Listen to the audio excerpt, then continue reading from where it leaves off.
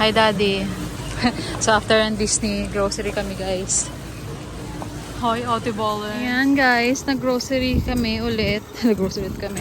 Haul natin sa bahay. Hindi na ako nakapag-haul dito sa Costco dahil maubos na yung aking ubos na ang aking storage from San Diego from our summer getaway. So, yan.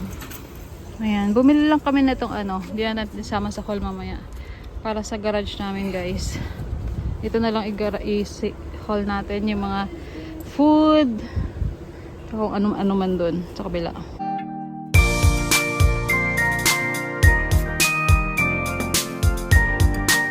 Babalik na naman yung Vlogger's Friend Controller for today's video. Today is July. Sunog talaga yung mukha ko doon sa San Diego, guys. Sa vacation namin. So today is July. Grabe talaga. July 11, 2026. Ayan, guys. Mag-grocery haul tayo. Costco haul after kakarating lang namin kahagabi. Haul tayo kasi wala nang laman yung ref namin. As in, wala na talaga. So, before tayo mag-haul, tingnan natin yung laman ng ref natin. Hala, nakaka naman to. Nakakainis. So, ayun, tingnan natin yung laman ng ref bago tayo mag-grocery. So, ayan, walang laman ang ref natin. As in, walang laman, guys. So, wala talaga. Dito sa kabila. Ayan, puro drinks lang. So, mag-grocery haul na tayo. As always, sa gilid ang price, guys. So, ito nga yung binili namin. Yung 5 shelf storage rack. Ayan. Kasi lalagay namin yung mga boxes namin doon. Ang kalat ng boxes namin. Ayan. I-form lang ni Daddy yan. Lalagay namin dito sa under that, ano tawag dyan? Ceiling rack. Ayan, under that one. So, ayan. $95 yata to, kung di ako nagkakamali. Lagay ko na lang din yung price dito sa gilid, guys.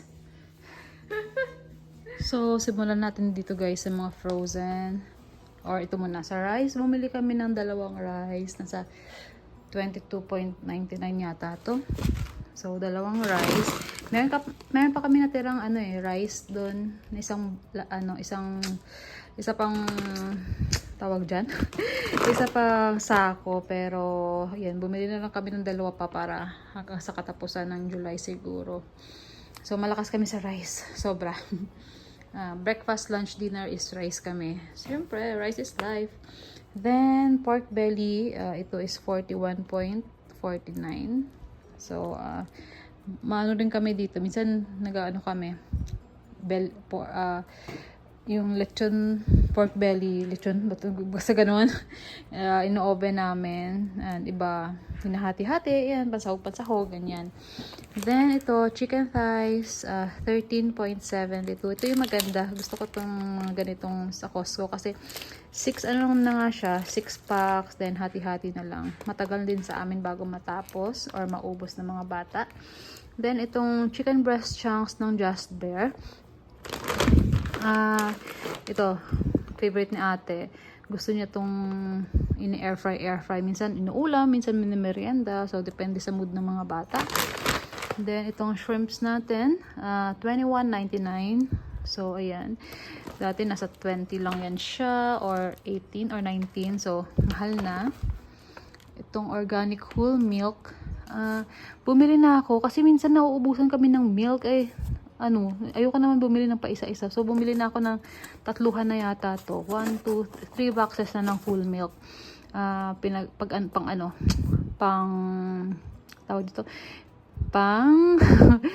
Pang cereal ni Lupi, or minsan nag-milk ako. Mas gusto ko mag-milk talaga. So, ayan. And then, meron ditong party chicken wings. Syempre, hindi mawawala ang chicken wings, guys. $20.20. 6 na rin siya. Then, yung bacon natin na walang price. Hindi ko alam kung magkano ang price na ito. Tingnan natin sa receipt natin. So, yung bacon thick slice. Yan. Pang ulam-ulam. And then, itong tenderloin, syempre. Yan. Gusto ni Daddy ito. Pang namin to. Pang tapa. Tapa pero pork. Ano ba yan? Basta, ewan ko si Daddy kasi ang nagluluto na to. So, 15.31. So, parang yan lang yung mga ano namin. Ito lang yung mga, tawag dito. Ito lang yung mga colds namin ngayon or mga frozen namin. I-freeze namin kasi, ano naman na, kalahati naman ng July. So, hindi na kayo mag-grocery siguro. Or depende. Hopefully, hindi na kayo mag-grocery hanggang sa katapusan ng July, guys. Then, meron tayong coconut shrimp dito. Favorite naman to ni Lupi. Air fry din. So, ano lang siya. Ganyan lang siya sa loob. Ganyan din itsura niya sa loob. I-air fry lang. So, mabilis maluto. Then, ang favorite din ni Lupi, isa sa mga favorite niya mga cookies is itong Takes Bake Shop. Gusto niya yan. Then, kay Ate Baling naman, kumuha siya nitong bread. Gusto niya rin to kasi minsan inaano niya. Ano ba tawag dun? Yung hindi bake eh. Basta yung pinapainit niya ganyan. So, yan. Ito ang kanya dalawa. Mag-expire naman to July 24. So, mayroon pang 11 days. Then, ang eggs guys. Inubos na talaga namin ng eggs before kami nag-vacation. So, wala kaming eggs. Kaninang umaga pagkagising ni Ate Baling nag-request siya ng eggs. So, ito. Bumili kami ng eggs. Ito lang. Ito yung nabili namin sa sa Costco ngayon. Wala yung 5 dozen eggs. Pero hindi na siya naka-box. Before kasi naka-box siya eh. So, hindi ko alam. Baka naubos ang box nila. Charot. So, ayan. 5 dozen eggs na yan siya. And then, kumuha rin sa Ate Baling ng drumsticks. Parang ano na siya. Tinan nyo. 12 vanilla sandwiches. Merong 16 na drumstick cones. Tsaka cookie dip bars. So, marami na. 40 pieces na yan siya. Medyo matagal sa amin yan. Then, for the gulay or fruits, bumili kami ng banana. Hindi ako nakakuha ng grapes, pero tingnan natin kung kailan kami ulit maglalabas para may fruits sa mga bata. So, ito, banana lang ang nakuha ko. And, itong Roma tomatoes namin. Hindi rin ako kumuha ng garlic and onions kasi may natira pa kami. So, baka sa mga Harris Teeter or ano na lang kami. Or Walmart kami bibili ng mga ganon.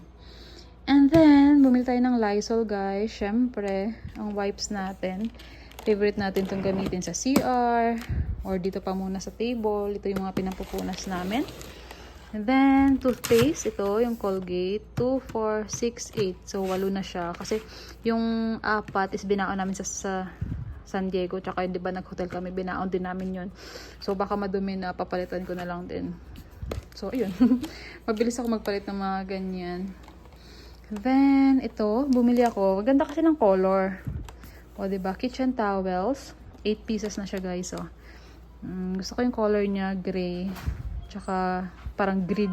Ano lang siya. Simple lang siya. So, ito ang kinuha ko. Marami kaming ganito na nakukuha actually sa Costco. Pero, ayan. Ano kasi siya eh. Parang minsan by theme siya. Like last time yung nabili ko dun is pang Christmas theme. So, hindi ko naman siya pwedeng gamitin ngayon dahil summer pa lang, guys. Sobrang init dito ngayon sa North Carolina. So, ito lang ang ating kinuha. Then, ito, multi-purpose noodle hand towel. Parang, since 3 to, lalagay ko isa dito sa CR. Isa mga CR ko, or dito sa kitchen yung isa sa sink, tapos yung dalawa sa CR sa taas. Para, pag naglilinis ako doon, ito yung gagamitin ko. Multi-purpose naman siya. So, para siyang sponge. So, tingnan natin kung saan ko gagamitin. Kasi ito yung nakalagay sa picture, oh. Pamunas-punas. Ayan. Then, kumuha tayo ng Gain. Siyempre, maglalaba ako. Ang dami naming labahan from our vacation na nakatambak doon ngayon sa laundry. So, itong gagawin ko ngayong hapon. Maglaba tayo, guys. And then, nakita niyo naman sa intro ko, 'di ba? Nasunog ang Tesla ko, sobrang init. Hindi naman init kasi nga 'di ba whole day kami sa Legoland, sa Disneyland. So as in talagang sunog ang mukha ni Mama. So dahil sunog tayo, mag-gentle skin cleanser tayo na tong Cetaphil. Sana gentle lang siya. Actually, try ko naman to sa Philippines, nagaganito ako. Kaya lang ayun nga, sana mag-normalize na yung pagmumukha ko, charot. As in sunog talaga ang mukha ko, dai. Then, meron tayong Dove shampoo and conditioner. Meron pa naman kami natira, kaya lang as backup plan. Oh, backup plan yan. Then, ito, towel, 4-piece hand towels, or two washcloths pala, 2 hand towels, para dun sa CR nila Ate Baleng. So, ito is para lang dun sa CR nila Ate Baleng, since doon ako nakafocus ngayon, pagagandahin natin ang CR ng mga bata. And then, actually kulang pa yun eh, maglalagay pa kasi ako ng parang cabinet doon. So, tsaka washcloth, ito para after nila mag-wash ng hands ay mag-dry nila. Taray, dry nila. And then, the last one is this one. Storage bin set, acacia wood. 5 pieces na siya, guys. Ayan, yung design. Hindi ko iniisip kung saan ko ilalagay. It's either dito sa kitchen, and yung dalawa is para dun sa CR ng mga bata. Kasi pwede mo siyang gamitin. So, ayan. More on wood siya. Gusto ko kasi naka-organize yung mga gamit namin eh. Kasi kahit gusto kong mag-organize kapag may bata talaga sa bahay, nagugulo talaga siya. So, feeling ko kailangan ko talaga to para mas ma-organize. So, hopefully, ma-organize natin ang mga gamit-gamit natin dito sa bahay. Kasi, sobrang kalat namin ngayon. Kaka-uwi lang namin, di ba? Kagabi. So, tingnan nyo naman. Tcharan! Andyan pa yung aming mga luggage.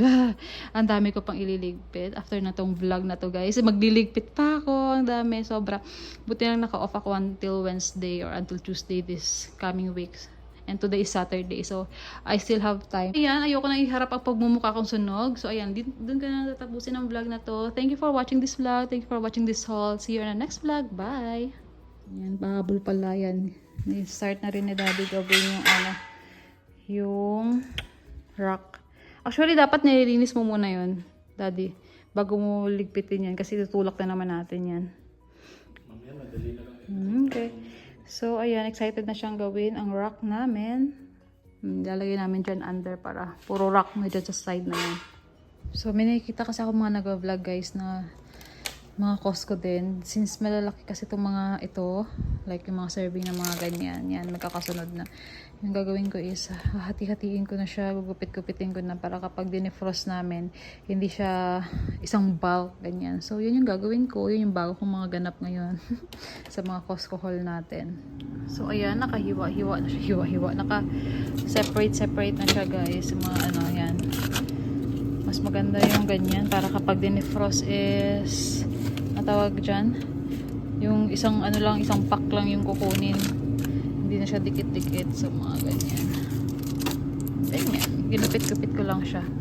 So, ito rin belly roll, pork belly. Pag nag-belly roll na naman si Daddy, nakahiwa na siya. Hatiin ko lang siya sa gitna. And then, i-rough ko na. Bahala na siya kung maghiwa. Kasi minsan, kapag lalagay namin to sa ref, tamad yan. Isang buong ganyan, ang hirap mag-defrost. Tapos,